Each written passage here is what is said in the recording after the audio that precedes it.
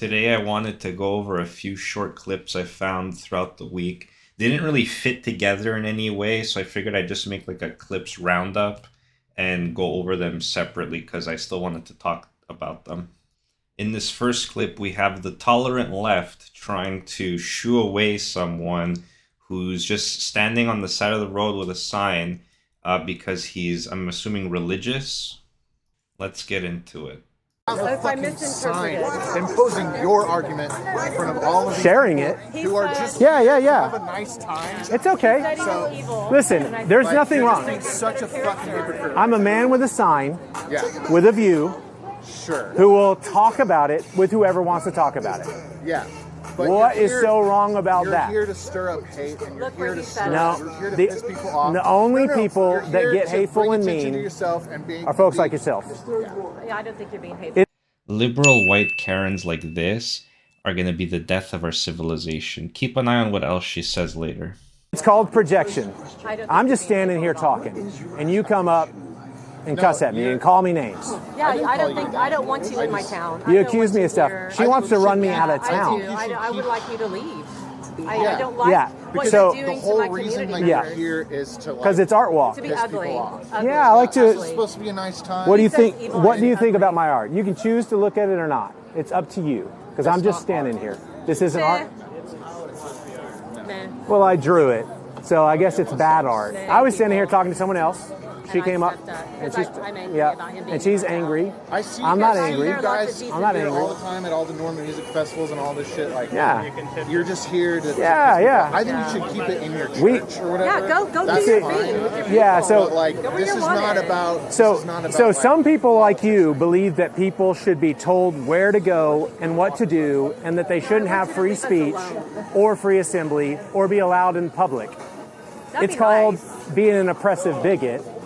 I don't hold your oppressive bigotry. I just want you to leave us alone. But that's Take your religion and shove it up your ass and just go away and leave So, everybody alone with thank it. you Leave for us playing. alone. Just leave us alone. but I'm not doing anything to hurt you. For what you're doing. Thank you. At least the lady at the end there was sane, but let's take a look at his art here. It says, women are not sex objects, babies are not body parts. I thought that the liberals were all pro-sex, women aren't objects, women are beautiful, all this. Why does this lady want to run him out of town? What's so wrong about the message that he's saying over there? He's not saying anything weird. Like, they don't even want to engage with the ideas there, because as soon as they see something that even smells a little conservative, a little right-leaning, immediately they take the worst possible assumption of that person, and it's disgusting. That Karen is saying that she wants to run this man out of town just because she doesn't agree with him. And I don't even think that's the case. I'm sure if they actually had a civil conversation, she'd agree with him on quite a few things. The thing is, she isn't even willing to engage with him on anything. She just wants to run him out of town, as she said, because she was angry at his art. I want you to share this story because it needs to be heard right now. I got pretty pissed off about the way that Democrats were treating TSA agents, and so I headed over to my local airport in order to buy them lunch. I bought them Chick-fil-A sandwiches. Any TSA agent that walked by got a free fried chicken sandwich. That's what I can afford to do. So I did it. It gave me a great opportunity to strike up some conversations with dozens of these agents, and what I found out was heartbreaking. They haven't been paid in 2 months, 45 days since their last paycheck. A lot of these agents live, of course, paycheck to paycheck. Most Americans do. They're veterans. They're former cops. They're people who want to serve their country, keep their country safe. And what Democrats are doing to them is not only cruel, but totally inhumane. Here are some of the quotes that I heard. These agents can't be on camera. They're not allowed to speak to the press. And so I'm relaying the stories they told me. One agent told me that he's going to have to quit this month because he can't make his mortgage payment. Another said that he's going to sell his car. He's already sold his car in order to make his mortgage payment. Another agent told me that his wife has to go back to work now. She had been retired. This was supposed to be their retirement gig. Another agent told me that he has kids. He works 12 and 14-hour shifts. He doesn't even see his children. And when he sees them, he can't afford to buy them dinner. Another told me he can't afford to buy groceries. Another agent told me that he's straight up planning on trying to get a second job, even though he's already working an insane number of hours in this job with no pay. And he's worried that it's going to really harm his ability to work and be alert, obviously, if he's working 18 hours a day, but he can't afford rent. Another agent told me that they're all having to take the bus to work because they can't afford to drive in. Gas prices are expensive. And just meeting basic needs like rent, gas, and groceries is now impossible for these agents because they haven't been paid. And they're working, 12, 14-hour shifts. What a nice gesture by Benny. We need more people out there doing stuff like this to try to help our necessary infrastructure that unfortunately can't be paid now because of the government shutdown. Like, the Dems are preventing the voter ID law to pass when there's reports, which I'm gonna make a separate video on. There's reports of people being paid to sign up for voter registration and whatnot, and they're just putting fake information. There's a couple of different reporters that were showing this in California, and there's a whole infrastructure involved in this giant scam. We need voter ID to pass in the US. People who are married and minorities know how to get IDs. You need IDs for other things, including renting a car from the DMV. This is bullshit, and enough is enough. They need to pass this voter ID law and let the government go back to work. Minister Nunn is able to talk about 7Cs being sanctioned by the U.S. for apparent Hezbollah connections. Nothing on a Canadian company being sanctioned by the Americans? Their blatant disregard for this journalist is outstanding. It's as if he's panhandling and begging for money on the street. Once they get your vote, they don't give a flying fuck about you anymore, it seems.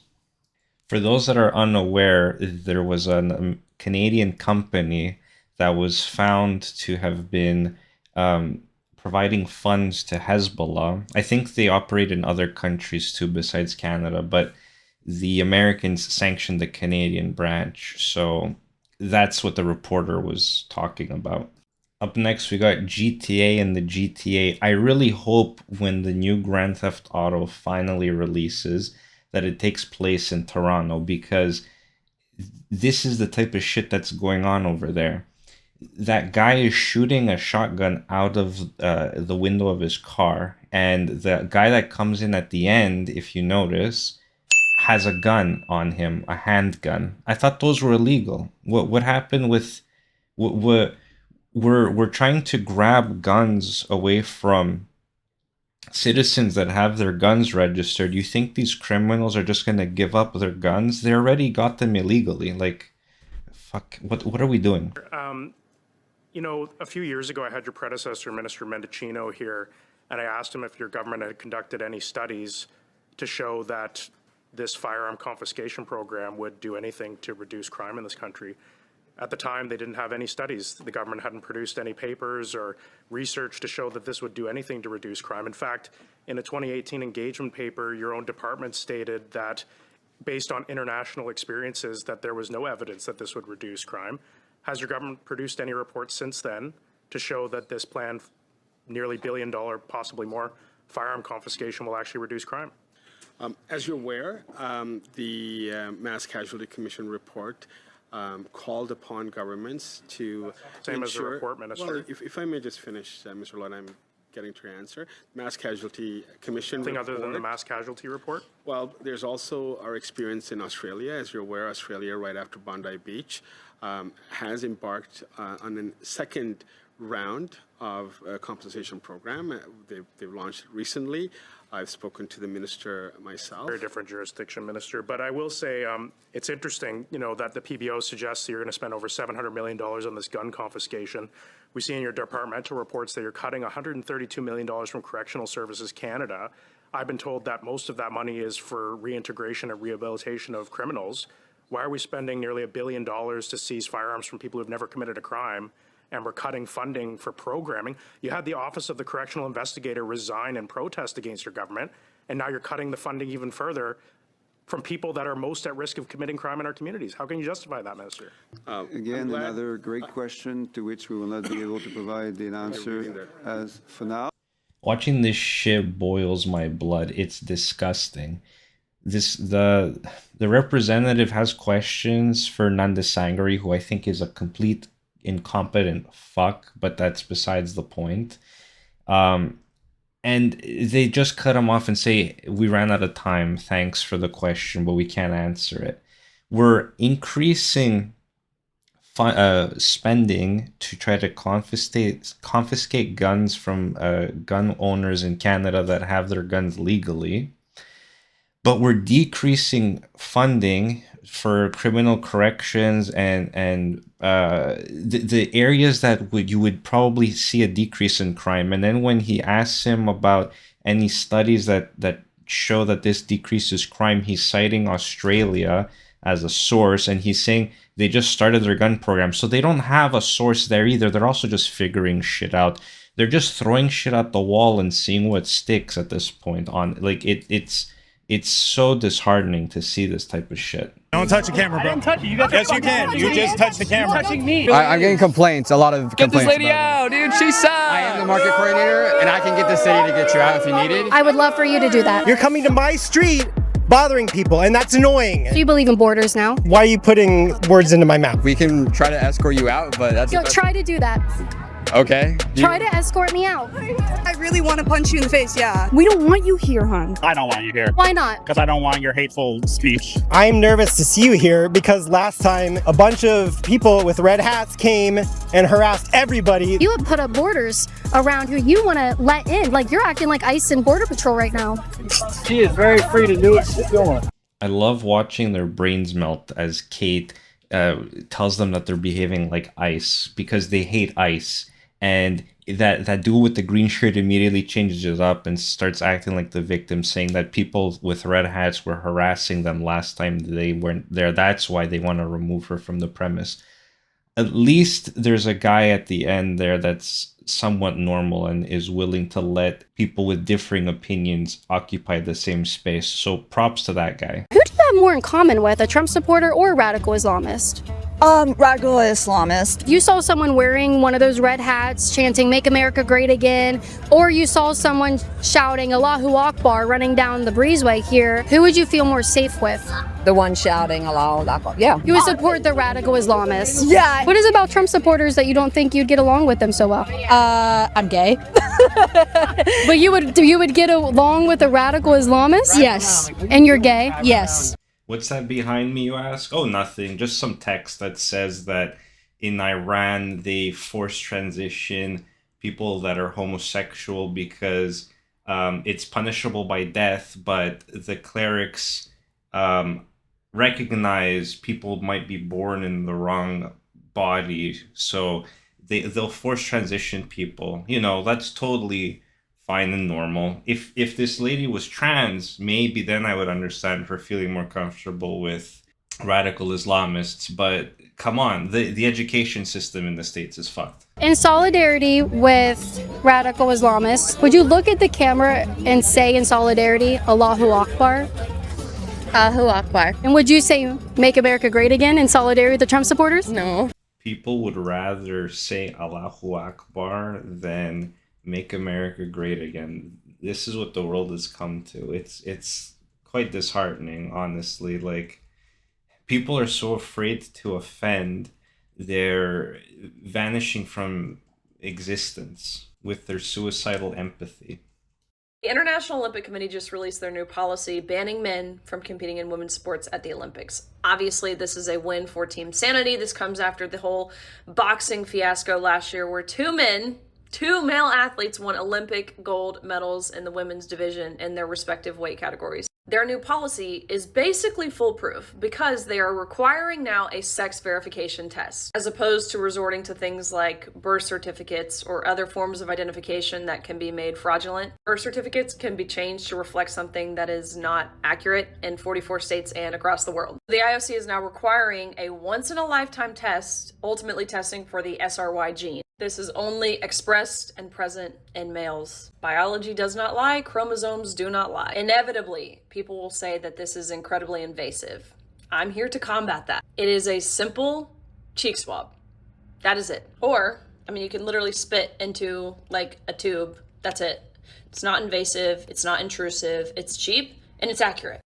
Finally, hallelujah. It's nice to see them finally start to take steps in the right direction for this and taking this matter seriously, because there have been some cases of athletes getting injured, especially in contact sports, because they were fighting someone who has way more testosterone in them than they should for their allotted quote-unquote gender. So it's nice to see them finally doing something about this.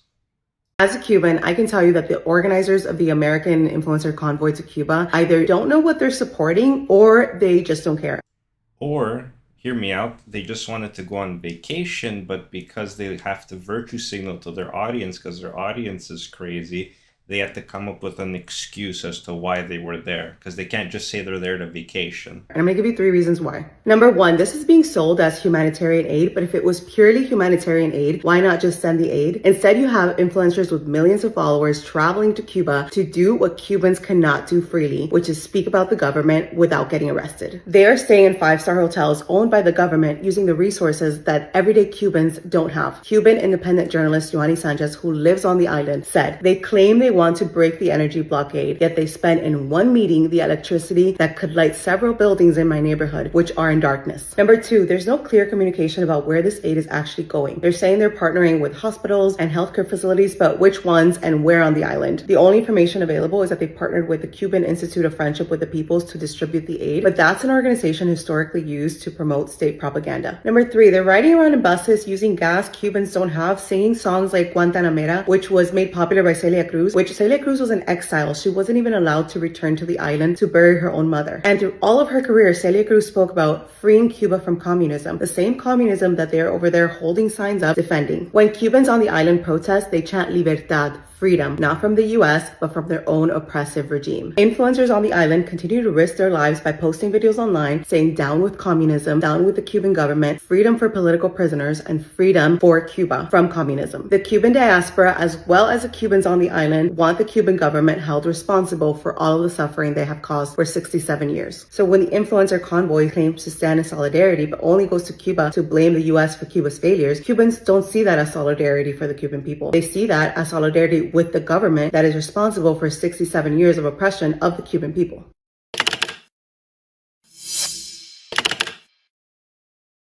It's so nice that my hunch is confirmed with this, that the aid that they sent wasn't actually going to people that needed it. It was going to a propaganda, state-owned propaganda site.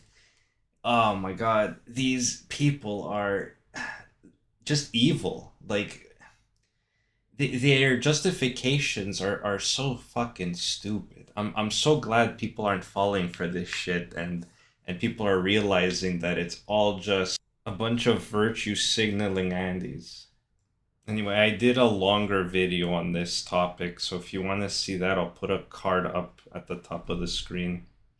And last but not least, let's end the video on a positive note. Nick Shirley is planning to come to Canada. And more specifically, he's trying to look at the $26 billion of consultants fraud that's been going on in Canada, the 1.9 million expired visas with zero exit tracking, meaning of the people that are here on a visa, like a work visa or student visa, 2 million of them have expired as of now, and none of those people have left yet. And lastly, he's going to be looking at the indigenous shell company scam that was recently revealed. I don't actually know much about this, so I'll have to look into it. I'll probably cover the video when Nick makes his expose on what he finds in Canada. I can't wait to see it.